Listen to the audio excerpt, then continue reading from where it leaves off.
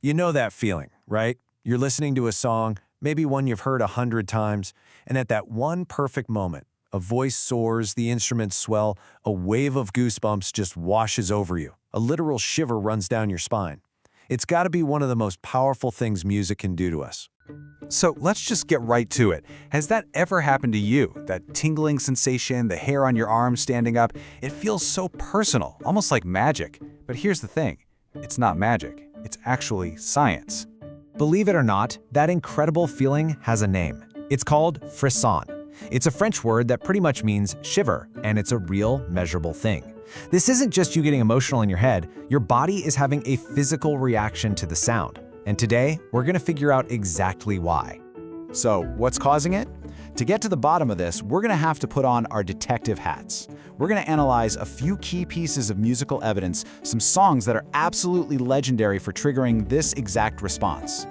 All right, first up on our list, a modern masterpiece. Now, Leonard Cohen wrote the original song, of course, but it's Jeff Buckley's iconic version of Hallelujah that is just famous for its raw, emotional punch. It's so potent that it's practically the go-to example in studies about music and emotion.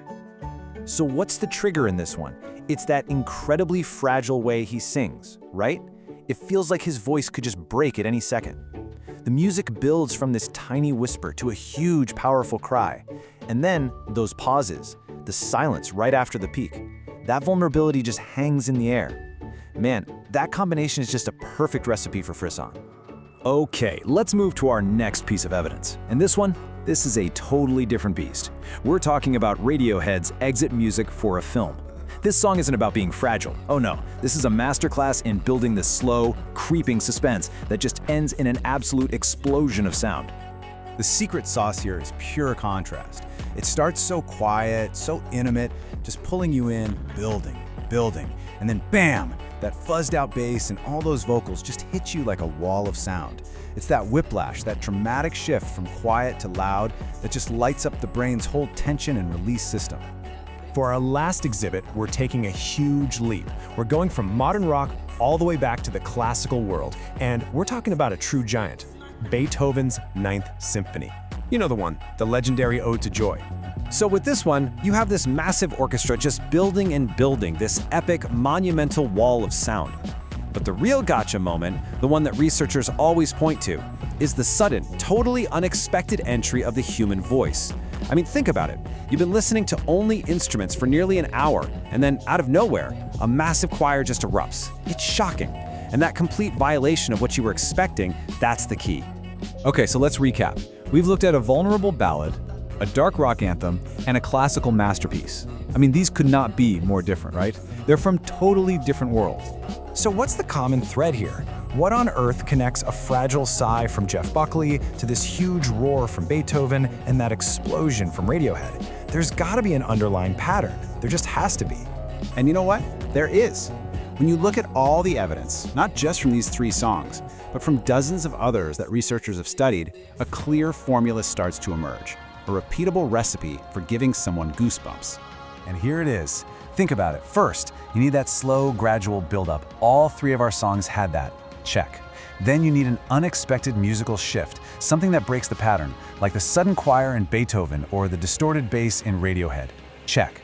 Add to that a powerful, intense human element. Buckley's vocal is a masterclass in this. And finally, the music has to tap into these huge universal themes like longing or hope or transcendence. And that, right there, is the formula.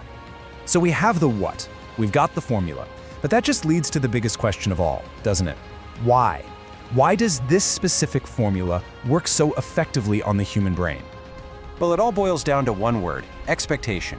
See, our brains are basically prediction machines. They're constantly, and I mean constantly, trying to guess what's going to happen next. A song's gradual buildup creates a pattern and a sense of tension. Our brain thinks, okay, yep, I know where this is going. But then that unexpected shift happens, the new instrument, the change in volume, and it violates our predictions. This creates a tiny jolt of surprise, which is immediately followed by a deeply satisfying resolution. That powerful emotional surge, that 1-2 punch of surprise and satisfaction is what we physically feel as frisson. It's literally our brain rewarding us for successfully navigating an unexpected event. So now you have the formula. The next time you feel that shiver down your spine while listening to a track, you can be your own detective. You can listen for the build, the unexpected shift, the emotional release. And it kind of makes you wonder, doesn't it? What's the one song for you? The one that never ever fails to deliver the chills?